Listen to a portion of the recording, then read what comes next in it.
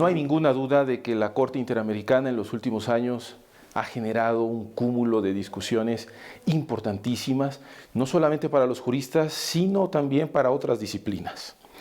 En este caso, lo que queremos revisar es lo referente al nacimiento de las obligaciones jurídicas internacionales y cómo parece que la Corte Interamericana ha puesto el dedo en uno de los temas más importantes en la tradición jurídica internacional.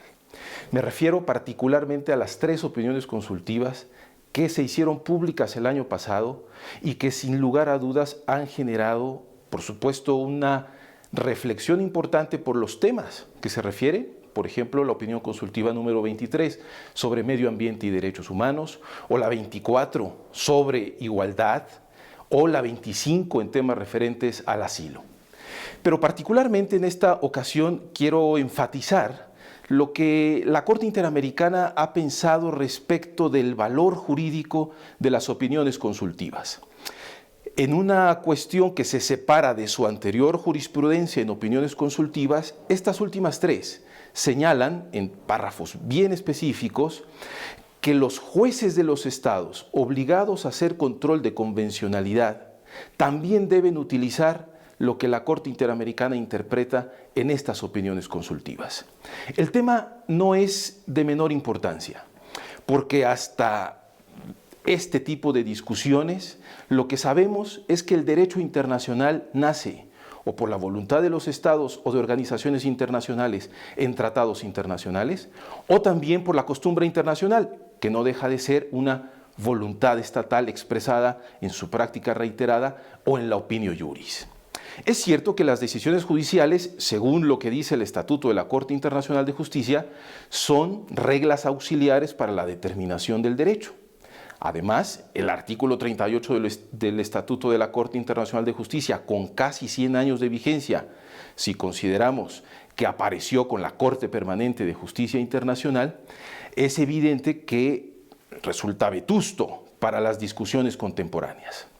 Pero lo que no está tan claro es si las obligaciones jurídicas hoy en día a nivel internacional pueden nacer fuera de la voluntad de los estados.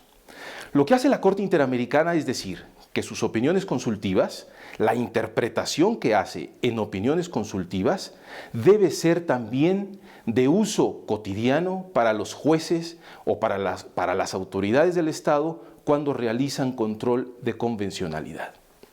Habría que decir además una cosa particular. Las 3 opiniones consultivas a las que me he referido son realmente provocadoras en los temas. Son realmente importantes, no solamente por el medio ambiente, por la igualdad de personas o del matrimonio entre personas del mismo sexo o por el tratamiento que hace del asilo. Cualquiera diría que la Corte Interamericana avanza, y lo hace ciertamente, con el tratamiento que hace de estos 3 temas. Lo que está en discusión aquí es si lo que dice en esas opiniones consultivas debe ser efectivamente utilizado por los jueces cuando realizan control de convencionalidad. Lo que está de fondo en este escenario es si los estados están perdiendo la posibilidad de crear el derecho internacional. La discusión, por supuesto, pasa por un matiz académico importante, fundamental, pero también pasa, quizás sobre todo, por el uso cotidiano que hoy tenemos del derecho internacional. Quizás sea momento de que la academia jurídica se siente a discutir exactamente cómo están naciendo las obligaciones internacionales en el siglo XXI. Podemos seguir el camino de la Corte Interamericana, pero también podemos reflexionar sobre todo en la tradición clásica del derecho internacional. El siglo XXI, los problemas del siglo XXI, los problemas complejos del siglo XXI, como la migración o la protección al ambiente, necesitan de que nos sentemos y revisemos cuál es el modo en que nacen las obligaciones jurídicas internacionales.